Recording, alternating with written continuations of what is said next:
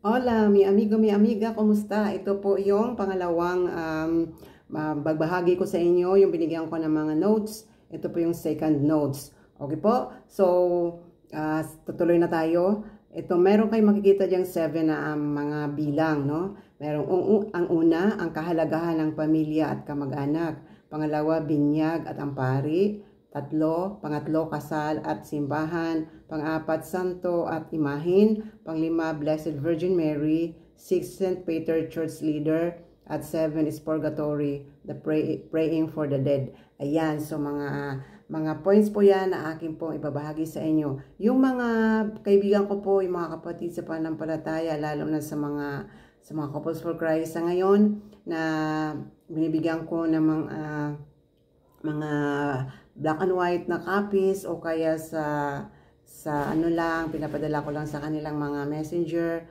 Ayan, pwede nyo po yan basahin or pwede nyo po akong subaybayan dito. Okay po, so dito, paalala natin, no, bakit kailangan natin to? Dahil isa sa mga pagampanin natin bilang mga Katoliko na dapat tayo ay mag-study, uunawain natin ang ating pananampalataya, ang katotohanan sa ating pananampalatayang Katolikong Kristiyano.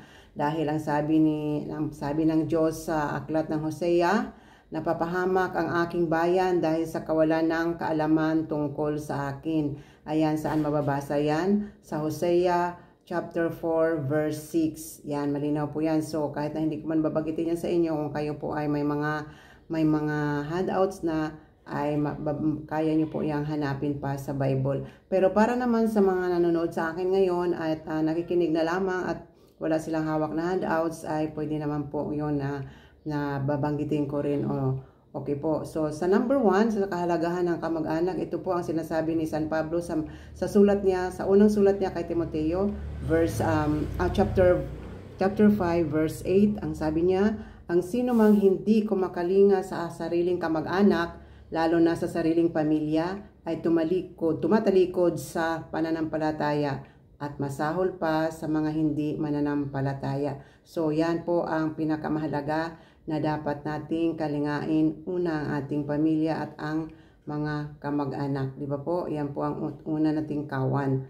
So, ang sabi pa din dito, meron tayong mga inuunawa ng iba na kung saan nakikiisa tayo sa mga hindi natin kapanampalataya. Pero mayroong pinapaalala si San Pablo sa unang sulat niya sa taga-Korinto, chapter 6, verse 14. Mababasa nyo dyan na hindi maaring makiisa sa hindi sumasampalataya. Pwede nyo yan basahin ang kabuuhan yan. 1 Corinthians chapter 6, verse 14.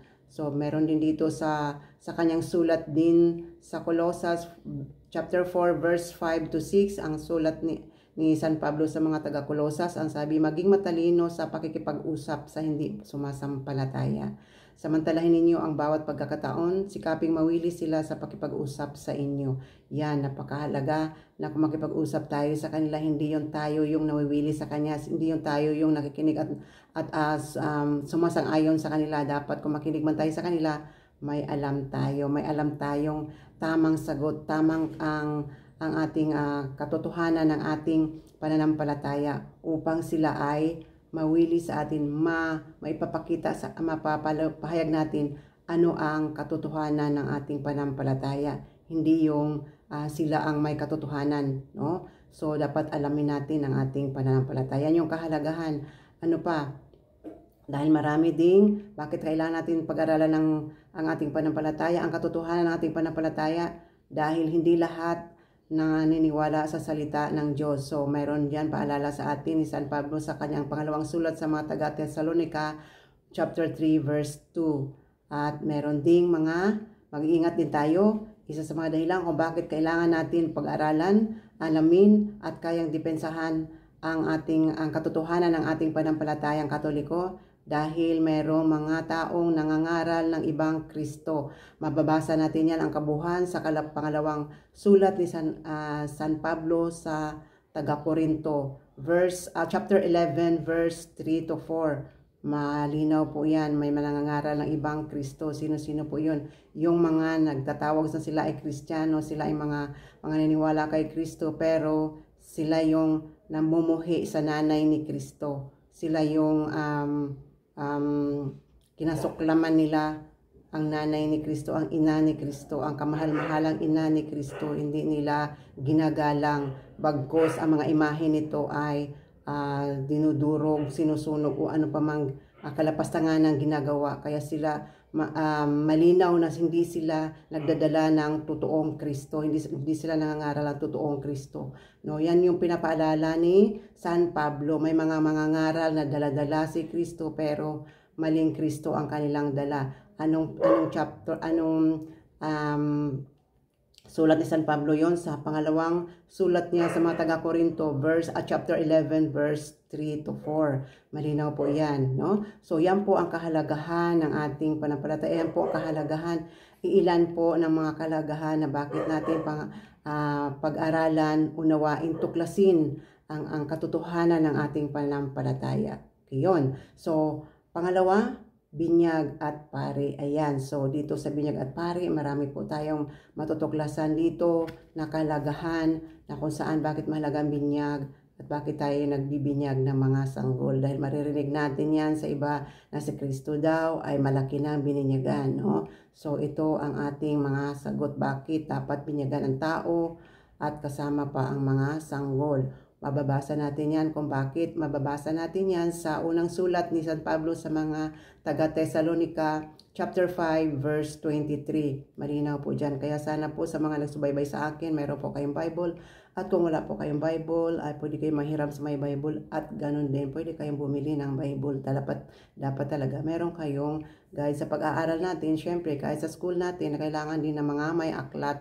Dahil nga po ang mga bata, kung wala silang nasubaybayang aklat, di ba po? Ganon din tayo sa ating pananampalataya. Pag-aralan natin ang ating pananampalataya since dahil ito po ay pang-eternal life. Kung ginagastusan natin ang mga aklat, ang mga bata, tayo nag-aaral noon, gumagastos tayo, magbumili tayo ng mga aklat para sa temporal life lang natin, ano pa kaya for our eternal life? Kailangan din natin itong gagastusan, no? Or pagsikapan na magkakaroon tayo. Okay po. So, alam natin na ang man is made up of body, spirit, and soul. Tatlo po ang komposisyon ng tao. Meron siyang physical body, meron siyang spiritual, meron din siyang soul. Okay, so, ang binyag, ito yung tinatawag na born again of spirit and water. Ayan. So, maririnig natin to sa mga born again na sinasabi nila magpabinyag kayo dito kasi kailangan mag-born again kayo. Dahil sinasabi ito sa John 3, verse 3 to 6, na unless a man be born again, no, di ba? So, kailangan magpa-born again kayo para magpabinyag sa born again para maligtas kayo. Hindi po yan ang ganyan pag-interpret, no? So, ang ibig sabihin ng mabinyagan sa spirit and water, no? Born again of spirit, mabinyagan sa spirit and water.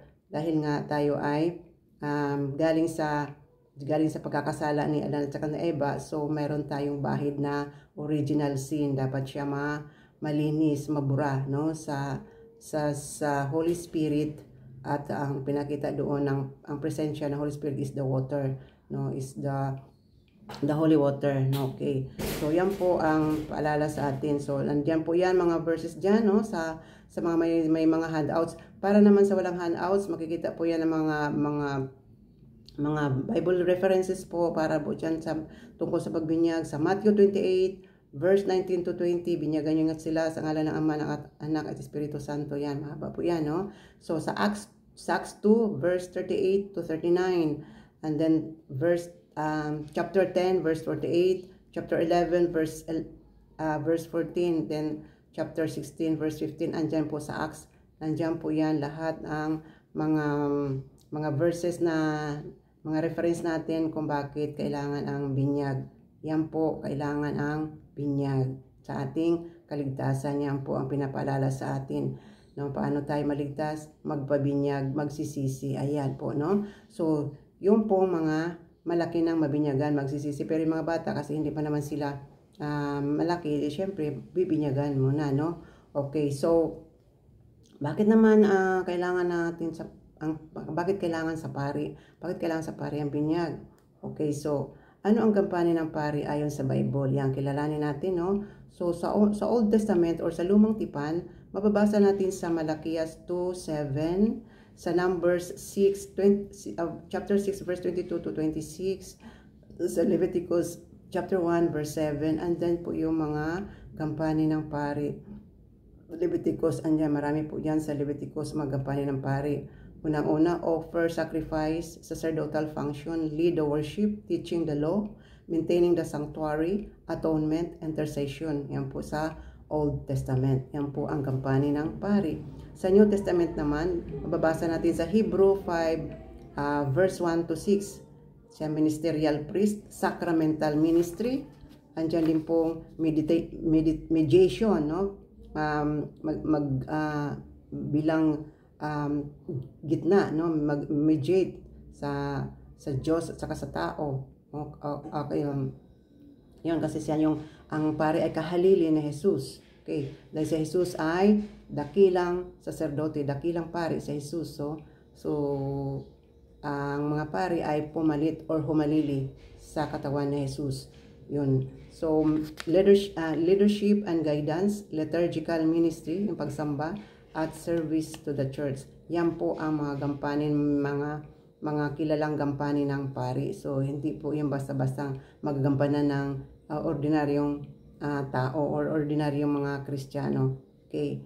So, ordained priest po sila, no? Yan po. So, bakit kasal sa simbahan? So, bakit kailangan tayong kasal sa simbahan? Marami sa atin na mga Katoliko na okay lang naka-live-in, okay lang na kasal sa civil, dahil sabihin nila marami namang kasal sa simbahan na hiwalay naman. Mabuti pa yung mga hindi kasal ay hindi naghiwalay. O yan ang inyong opinion. Pero hindi po tayo makapasok sa langit sa sarili nating opinion. Mayroon pong binigay ang Diyos ng patakaran or tuntunin or dapat nating sundan, no? So, kasasambahan ayon sa mabuting balita, ayon kay Matthew verse 18 to 19, no? Jesus founded a church. He entrusted it to Peter and gave him the authority whatever he binds on earth. O, binigyan niya ng karapatan, pangyarihan, authority. Si St. Peter ang pumalit ay yung mga pope natin, obispo hanggang sa pari, di ba po? So, yan po ang kahalagahan ng kasal sa simbahan, no? Dahil ano ang tinatali dito sa lupa, tinatali din niya sa langit. So anong tinatali? Ang tinatali ang pag-aasawa, magiging ang babae at saka lalaki magiging isa, one flesh. Yun. Sino ang mag-witness doon ay ang pare. So kung sabihin mo sino nag-iisa sa inyo, sino ang witness no na kayo ay pinag-isa?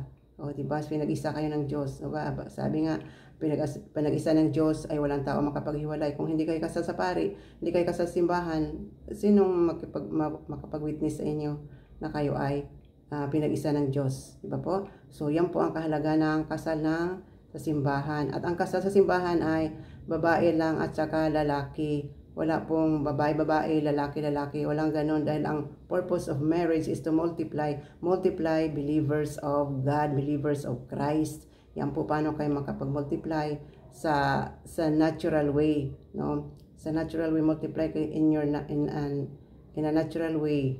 So, ang layunin ng kasal ay procreation through natural law at a union, one flesh o one waist. Meron kayong union, pagkakaisa ng isang laman, no? Yun. Yun. Kaya ganon ang paalala natin sa kasal sa simbahan. Kasal sa simbahan, hindi po siya kontrata, hindi siya katulad sa civil married, civil wedding. Siya po ay isang covenant. Ano yung covenant? Kasunduan between man and the divine, o sa humanity and divinity, no? Kasunduan yan sa tao at saka sa Diyos, no? Sa makapangyarihan sa lahat. That is covenant. Kaya hindi siya basta-basta nabubura o napuputol, no? Na nawawasak. Yun kung ikaw ay kasal sa simbahan. Kaya malaking pananagutan sa mga taong napakasal sa simbahan at naghihiwalay, no? Pagkatapos ng kailang emosyon, ayun, nagdesisyon na sila maghiwalay, pinalimutan nila ang pangako nila sa Diyos. Sisingilin tayo ng Diyos niyan, no? Till death do us part. Tapos pagdating anong pangangako natin, to thick and thin, to richer and poorer, to in sickness and in health, diba? Nangako tayo niyan. Tapos nawala ng emotion kasi ang ginagawa natin, ang dinedefine natin, ang love is emotion, is a feelings.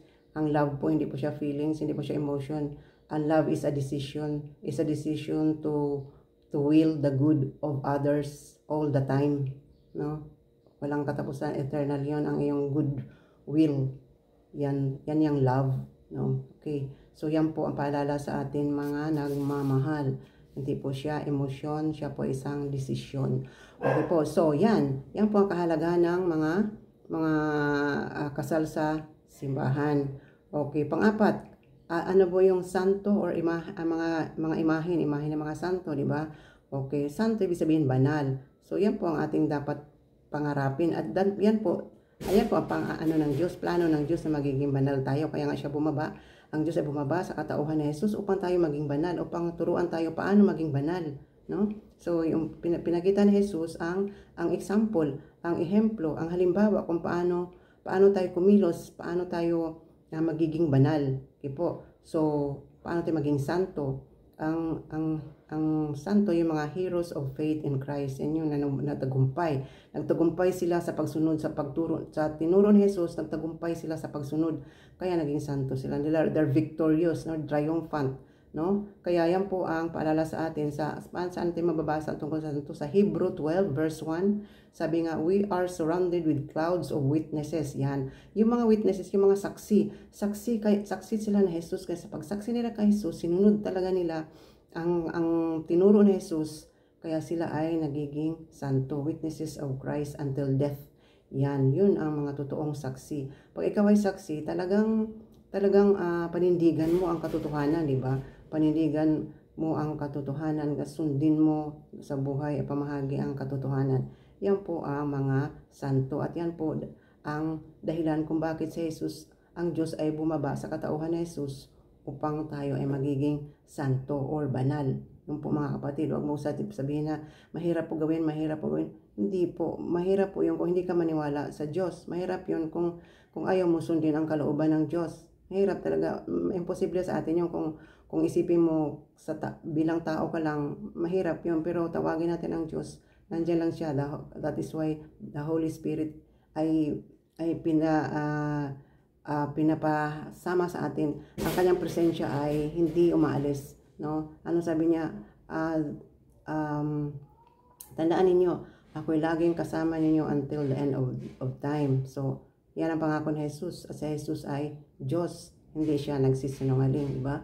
So kasama pa rin natin si Jesus ngayon, kasama pa rin natin ang Diyos ngayon. Kaya hindi mo sasabihin mahirap gawin. Talagang sisikapin natin na maramdaman natin ang presensya ng Diyos. Kasi kung maramdaman natin ang presensya ng Diyos, ay matatagumpay natin, magiging katulad din tayo ng mga nakikilala natin una-una na sa atin ng mga santo. Okay po? So, why do we pray to the saints? O bakit kailangan tayo mag-pray sa saints? Can they hear us? Naririnig ba nila tayo? Yes, naririnig nila tayo. They are not dead dahil sila ay mga buhay, hindi sila patay. Dahil kahit na tumawid na sila sa kabilang buhay, tumawid na sila sa kabilang buhay, sila ay buhay pa rin, no? Anong palatandaan natin na sa Bible kung sila ay buhay pa? So sa Matthew 17 verse 3, si Moses at saka si Elijah, di ba, nakipag-usap si Jesus kay Moses at saka si Elijah sa matagal na panahon.